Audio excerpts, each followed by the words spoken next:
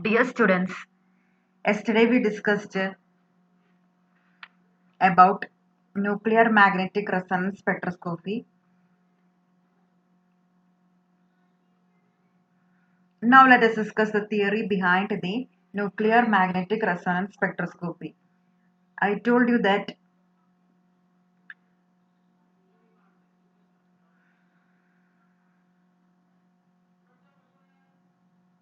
the magnitude of spin angular momentum is given by root of I into I plus 1 h by 2 pi. And I also told that magnetic moment mu is equal to gamma I, where mu is the magnetic moment and gamma is called the magnetogyric ratio or the gyromagnetic ratio, and I is already, you know that it is a spin angular momentum. So let us discuss what is gamma. Gamma can be given as mu by I. Gamma is equal to Gn E by 2mp. What is Gn? Gn is the nuclear G factor, a unitless constant which is characteristic of each nucleus. Mp is the mass of the proton and E is the elementary charge or the charge of the electron.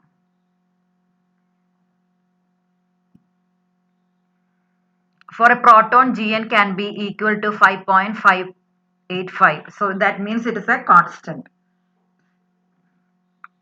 Now let us substitute the equation for gamma in this equation. Mu is equal to gamma I. So what does the equation becomes? Mu equal to Gn E by 2mp I. I is the spin angular momentum. I is given by this equation root of I into I plus 1 h cross or h by 2 pi. So we can substitute for I here. So what does mu become? The modulus of mu, or mu is equal to Gn E by 2mp root of I into I plus 1 h cross.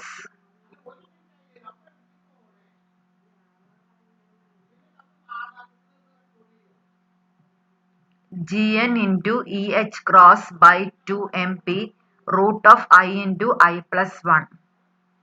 Now Gn equal to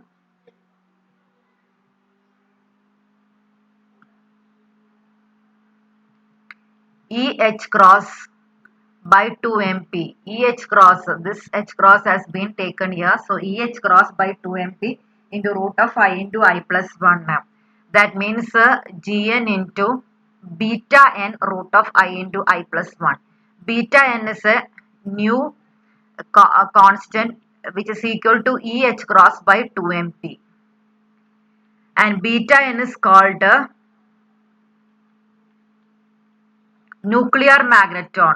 So beta n is called nuclear magneton, and before we have learned Gn. Gn is the nuclear G factor, but beta n is the nuclear magneton, and it is given by cross by 2mp or cross by 4 pi mp, because H cross is equal to H by 2 pi.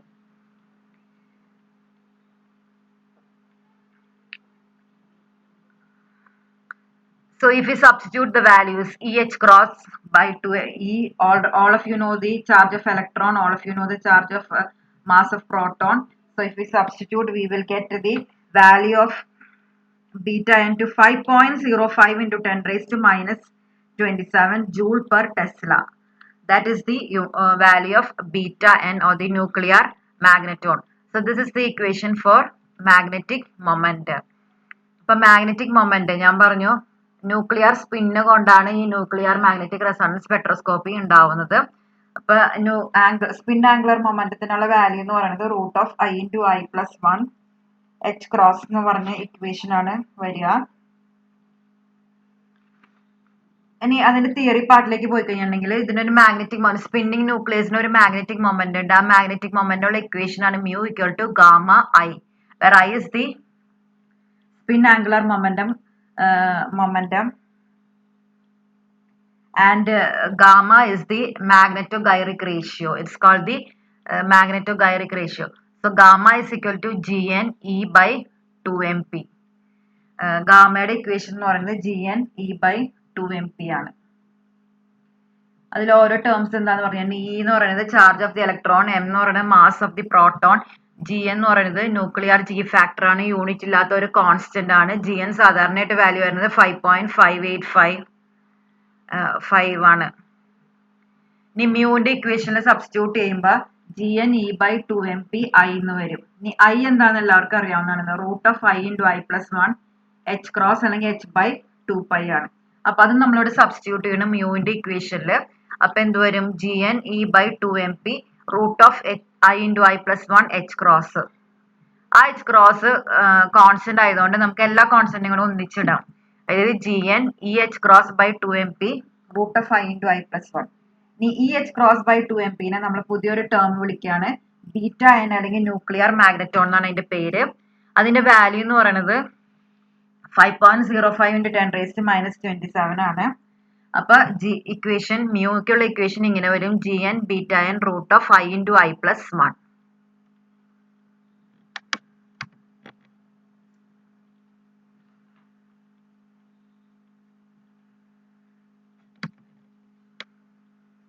Now we know that a nuclear magnetic dipole will interact with an applied magnetic field, which is B0. It will tend to align itself in a magnetic field.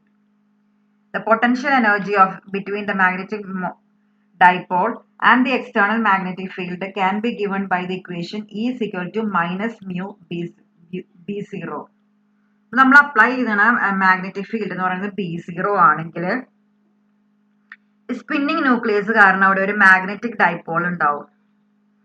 ഈ magnetic ഡൈപോളും magnetic moment ഉണ്ടെങ്കിൽ magnetic dipole ഉണ്ട്. Magnetic momentum തമ്മിൽ align ചെയ്യാനാണ് നോക്കുക. പരമാവധി align ചെയ്ത്, അതായത് magnetic ഫീൽഡിന്റെ ഡയറക്ഷനിൽ തന്നെയായിരിക്കും ഇവരുടെ ഓറിയന്റേഷൻ എന്ന് പറയുന്നത്. അപ്പൊ അതുകൊണ്ട് ഈ ഇന്ററാക്ഷൻ കൊണ്ട്, അതായത് മാഗ്നറ്റിക് ഡൈപോളിന്റെ ഇന്ററാക്ഷൻ എക്സ്റ്റേണൽ മാഗ്നറ്റിക് ഫീൽഡ് തമ്മിലുള്ള ഇന്ററാക്ഷൻ കൊണ്ട് ഒരു പൊട്ടൻഷ്യൽ എനർജി ഡെവലപ്പ് ചെയ്യും. അതിന്റെ ഇക്വേഷൻ എന്ന് പറയുന്നത് E equal to minus mu B0 ആണ്. B0-ന്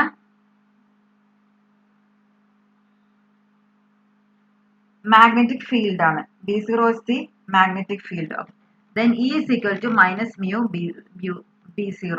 Mu is the magnetic moment. അപ്പോൾ മ്യൂവിന്റെ ഇക്വേഷൻ നമ്മൾ ഓൾറെഡി മുമ്പത്തെ സ്ലൈഡിൽ പഠിച്ചായിരുന്നു. mu is equal to എന്താണ്? Gn E by 2mp I ആണ്. അപ്പൊ അത് സബ്സ്റ്റിറ്റ്യൂട്ട് ചെയ്യണു ഇവിടെ. അപ്പൊ എന്ത് വരുന്നു? Minus Gn E by 2mp B0 I. I is the spin angular momentum vector. ഇനി ഐക്ക് 3 ഡയറക്ഷനിലും വെക്ടർ ക്വാണ്ടിറ്റീസ് ആയിരിക്കും. 3 ഡയറക്ഷനിലും അതിന് കമ്പോണൻസ് ഉണ്ടാവും. ഇസഡ് കമ്പോണന്റ് ഓഫ് ഐ എന്ന് പറയുന്നത് IZ ആണെങ്കിൽ നമുക്ക് എന്ത് എഴുതാം? E equal to minus Gn E by 2mp B0 IZ.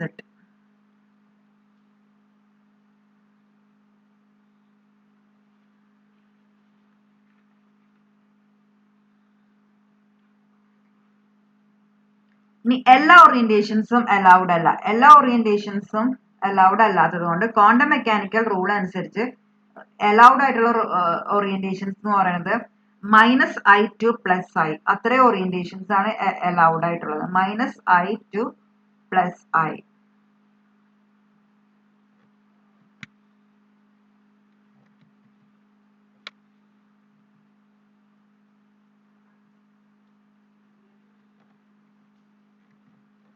So this is the equation for Gn beta n root of I into I plus 1.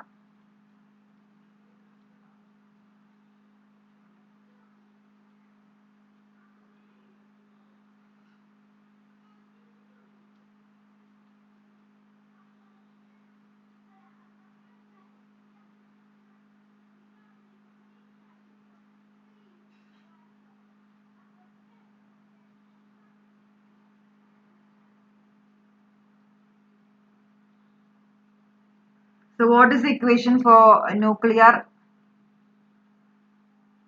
Energy levels, nuclear energy ലെവൽസിനുള്ള equation എന്ന് പറയുന്നത് എന്തായിരിക്കും? E is equal to minus Gn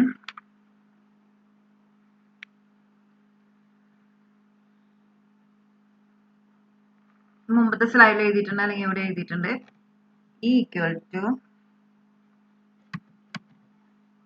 equal to minus Gn E by 2mp B0 Z ആണ് equation for the potential energy, for the equation for the potential energy.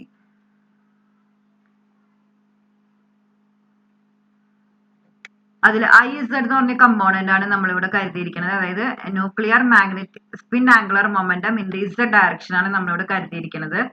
The nuclear magnet in the Z direction is given by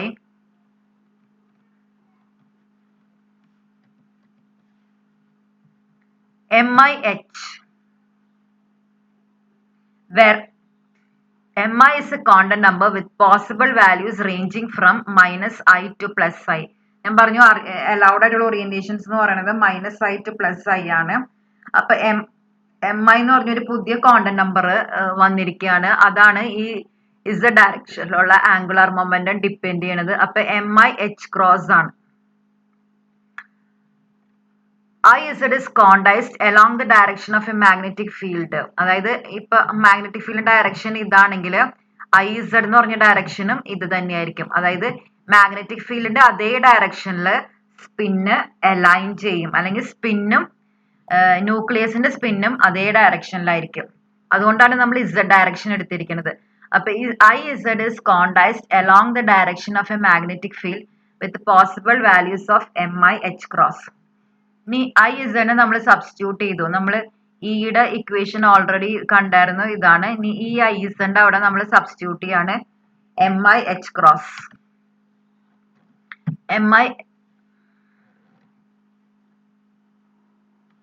MIH cross ഇവിടെ substitute ചെയ്തതാണ് minus GN E by 2mp B0 MIH cross. അതിൽ EH cross by 2mp എന്താണെന്ന് നേരത്തെ കണ്ടായിരുന്നു, beta N അല്ലെങ്കിൽ nuclear magneton എന്നാണ് അതിനെ വിളിക്കുന്നത്. അപ്പൊ ഇത് നമുക്ക് മാറ്റാം. EH ക്രോസ് ബൈ 2mp പകരം ബീറ്റ എൻ ഇടാം. അപ്പൊ minus GN beta N B0 MI ഇതാവും ഇക്വേഷൻ. MI എന്ന് പറഞ്ഞിട്ടുണ്ടെങ്കിൽ minus I to plus I, അതായത് മൈനസ് I വരും, മൈനസ് I പ്ലസ് 1 വരും, അങ്ങനെ പോയി I minus 1 I minus I to plus I വരെയുള്ള വാല്യൂസ് ആണ്. ഓറിയന്റേഷൻ ഇൻ സ്പേസ് ആണ്. ന്യൂക്ലിയർ സ്പിൻ എനർജി ലെവൽസിന്റെ ഓറിയന്റേഷൻ ഇൻ സ്പേസിനെയാണ് നമ്മൾ MI എന്ന് വിളിക്കുന്നത്. അപ്പൊ ഇതാണ് എനർജിക്കുള്ള ഇക്വേഷൻ, പൊട്ടൻഷ്യൽ എനർജിക്കുള്ള ഇക്വേഷൻ. ഇനി ചേഞ്ച് ഇൻ എനർജിക്കുള്ള ഇക്വേഷൻ എന്തായിരിക്കും? Delta E, change in energy എന്ന് പറഞ്ഞു കഴിഞ്ഞാൽ GN beta N B0 delta MI, change in quantum number values, change in MI quantum number values. Quantum number വാല്യൂസിലുള്ള ചേഞ്ച് ആയിരിക്കും. Where the modulus sign indicates that the positive values only are considered. ഇവിടെയൊക്കെ positive values മാത്രം എടുത്താൽ മതി. അതാണ് ഈ modulus value എന്ന് എഴുതിയിരിക്കുന്നത്. ഇനി ഡെൽറ്റ MI 1 ആണെങ്കിൽ ഇക്വേഷൻ എന്താവും? Delta is equal to GN beta N B0, where B0 is expressed in tesla. അപ്പൊ ഇതാണ് എനർജിക്കുള്ള ഇക്വേഷൻ. രണ്ട് ന്യൂക്ലിയർ സ്പിൻ എനർജി ലെവൽസിനുള്ള ഇക്വേഷൻ എന്ന് പറയുന്നത് delta equal to GN beta N B0. അതായത് transition between nuclear magnetic energy levels can be induced by the use of electromagnetic radiations that correspond to the energy levels. ഈ energy ലെവലിന് പറ്റിയ radio frequency waves നമ്മൾ കൊടുക്കുമ്പോൾ nuclear transitions നടക്കും. ആ nuclear ട്രാൻസിഷനെ നമ്മൾ nuclear magnetic resonance എന്നാണ് വിളിക്കുന്നത്. അതാണ് നമ്മളിവിടെ മോണിറ്റർ ചെയ്യണത്. അതിനെയാണ് നമ്മൾ വിളിക്കുന്നത് ന്യൂക്ലിയർ മാഗ്നറ്റിക് റെസൊണൻസ് സ്പെക്ട്രോസ്കോപ്പി എന്ന് പറയുന്നത്. ഇനി സെലക്ഷൻ റൂള് എല്ലാ സ്പെക്ട്രോസ്കോപ്പിയും നമ്മൾ സെലക്ഷൻ റൂള് പഠിച്ചായിരുന്നു. സെലക്ഷൻ റൂൾ എന്ന് പറയുന്നത് delta MI equal to plus or minus 1. അതായത് ഒരു ലെവലില് ഒരു സ്പിൻ എനർജി ലെവലിൽ ഇരിക്കുന്ന ന്യൂക്ലിയസ് തൊട്ടടുത്ത സ്പിൻ എനർജി ലെവലിലേക്ക് മാത്രമാണ് ചാടുള്ളൂ. അതായത് പ്ലസ് ഓ മൈനസ് 1, ഒരു സ്റ്റെപ്പ് മാത്രമേ ചാടാൻ പറ്റുള്ളൂ, 2 സ്റ്റെപ്പ് കവച്ച് വെച്ച് ചാടാൻ പറ്റില്ല എന്നാണ് അതിന്റെ അർത്ഥം. അപ്പൊ സെലക്ഷൻ റൂൾ എന്ന് പറയുന്നത് delta M I equal to plus or minus 1. ഇനി നമുക്കറിയാവുന്നതാണ് ഡെൽറ്റ ഇ ഈക്വൽ ടു ഇതാണ് equation. Delta E equal to ഇതാണ് ഇക്വേഷൻ എങ്കിൽ delta E equal to H nu എന്നാണ് പറയുന്നത്. അപ്പൊ ഫ്രീക്വൻസിയിലുള്ള ഇക്വേഷൻ എന്തായിരിക്കും? ഫ്രീക്വൻസിക്കുള്ള ഇക്വേഷൻ എന്ന് പറയുന്നത് ഡെൽറ്റ ഇ ബൈ എച്ച്. അപ്പൊ ഡെൽറ്റ ഇ എന്ന് പറയുന്നത് G N beta N B zero ആണ്. അപ്പൊ ഫ്രീക്വൻസിയുടെ ഇക്വേഷൻ എന്ന് പറയുന്നത് G N beta N B zero by H അല്ലേ? അതായിരിക്കും വരിക. അപ്പൊ ഈ ഫ്രീക്വൻസിയിലുള്ള റേഡിയോ വേവ്സ് ആണ് ന്യൂക്ലിയസ് അബ്സോർബ് ചെയ്തിട്ട് തൊട്ടടുത്ത ലെവലായ സ്പിൻ എനർജി ലെവൽസിലേക്ക് ചാടും. അത് മാഗ്നറ്റിക് ഫീൽഡ് അപ്ലൈ ചെയ്തിട്ടുണ്ടെങ്കിൽ അതിനെയാണ് നമ്മൾ ന്യൂക്ലിയർ മാഗ്നറ്റിക് റെസൊണൻസ് സ്പെക്ട്രോസ്കോപ്പി എന്ന് വിളിക്കുന്നത്. ഈ ചാട്ടത്തിനെയാണ് നമ്മൾ റെസൊണൻസ് കണ്ടീഷൻ എന്ന് വിളിക്കുന്നത്. അതാണ് റെസൊണൻസ്. അതായത് ഏറ്റവും താഴെയുള്ള ന്യൂക്ലിയർ എനർജി ലെവലിന് തൊട്ടടുത്ത എനർജി ലെവലിലേക്ക് ചാടുന്നതിനെയാണ് പറയുന്നത് റെസൊണൻസ് എന്ന്. Okay, so this is the theory behind nuclear magnetic resonance spectroscopy. In the next class we will discuss how it is practically done and how can we monitor the signals. Okay, thank you.